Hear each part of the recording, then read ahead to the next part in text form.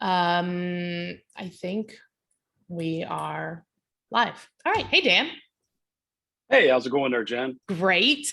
So, Dan, you, for our audience, you are a lender with Ruoff Mortgage, and Yes. we are getting all this media about the rising interest rates. Can you tell us the truth and what is happening and what it means? And should we be Yeah. panicking? That's what I need to know. No, not at all. You would I mean, think watching the news, we should panic about everything. you have to, yes. My The rea the philosophy is if they tell you to panic, then do the opposite. If they tell you not to panic, then you should be panicking. Right, right. It's amazing how much that just creates ripples throughout our industry is Yeah. when any little thing's mentioned. And then the other thing I find always amazing about all this is how delayed information is. I mean, rates had already gone up and we're well on our way up, and people are like, I think I need to refinance now before Oh, before rate shit. before before rates go up.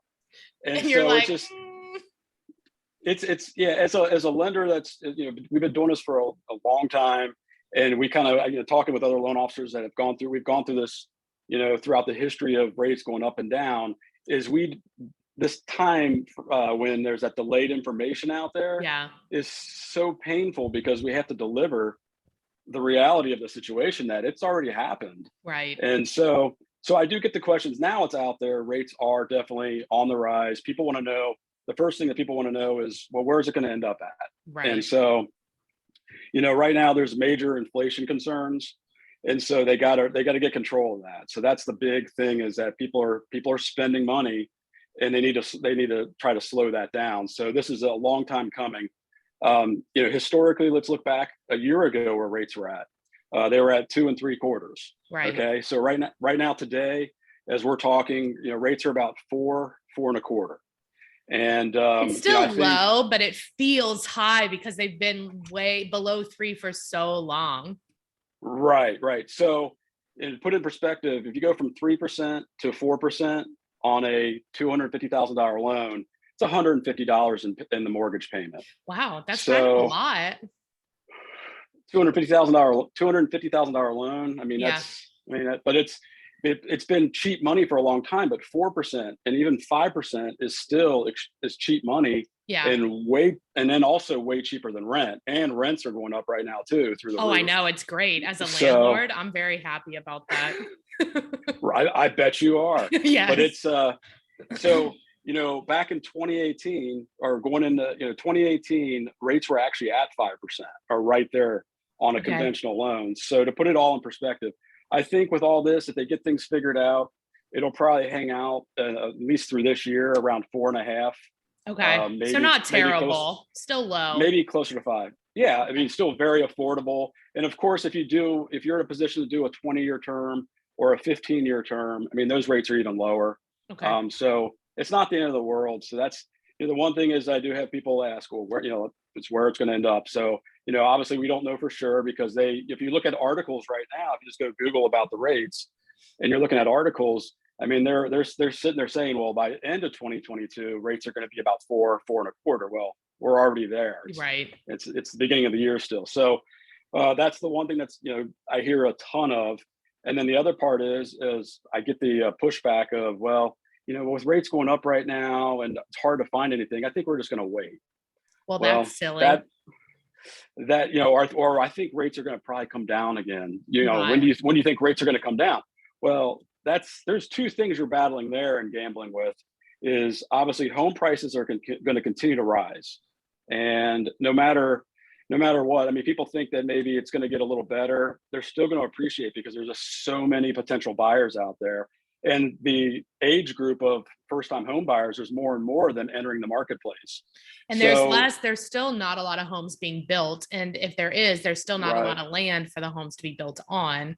So it's like this correct, perfect storm to keep the prices higher. Like even if you yeah, see a little bit of a dip, it's not going to be able to match that what the interest rate went up. right. And so people think, well, I'm going to save some money by waiting, and you're really gambling right now with the rates and obviously home prices. And even if you Right. right now, if you find the right house and you're able to, your agent's able to get you under contract, even if you feel like you're paying 10, 20 grand over or more than you would like to, a year from now, it's going to be even worse. That's just the reality of it. And, another thing is we talked about that $150 on the 3% to 4%, Yeah. and then another $150 from the 4% rate to the 5% rate. Well, a house that's now, a year or two from now, that's 30 grand more that you waited for, that's $150 too. Right. Just exactly. right there, even if the rate was the same. So, yeah. Right. So you're not really doing yourself any favor necessarily, and you could be hurting yourself. Absolutely. So, what did you buy your first house? What year? oh my gosh. It was 99. Do you remember the rate then? Yeah, I was happy as could be. It was like 6.75, Oh 6.5. God.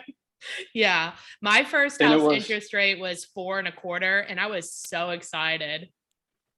Yeah, I mean, it's crazy because not to show my age, but when I got in the business, there was a refinance boom when rates dropped from 8% down to 7%. Oh my God. A refinance boom. And then then they hung out in the sixes for a while. And I remember back then with we had a marketing department. So talking to a lot of clients, and it was mainly more refinances and everything. And I had people say, well, call me when rates get down in the mid fives. And I remember just being, kind of, to myself going, that'll never happen in our lifetime. And because here you could see that. Yeah, because back then you could see the graph, the historical graph. And of course, back in the 80s, rates were up in the, teens, 12 to 15%. Yeah, the teens.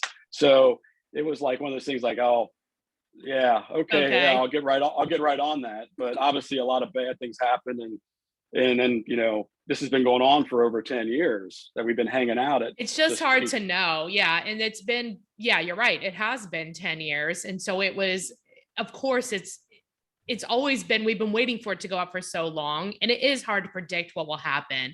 And that's the main point, because even at 4.25%, every time you make your mortgage payment, you're still paying a lot on principal when you compare it to like 6%. So even if the house prices, even if you think they're going to come down, if the interest rates go up, you may have a similar payment, but you're paying less on principal. So your interest is more. Right. And then even if if the rates do continue to rise and you buy your first house or it's your second house or whatever it is, I mean, you get yourself in position, you're able to actually, you can pay extra towards the principal, right, and not knock that rate down, what we call an effective interest rate. Right. So you're now not taking that note rate. Let's say the note rate is 5% or in the fives. And if you're paying an extra payment a year or a couple extra payments a year, that effective interest rate drops down quite a bit. Right. So there are some strategies that you can do. Right. And it does feel unlikely that the rates will come down anytime soon, because they've been needing to go up for so long.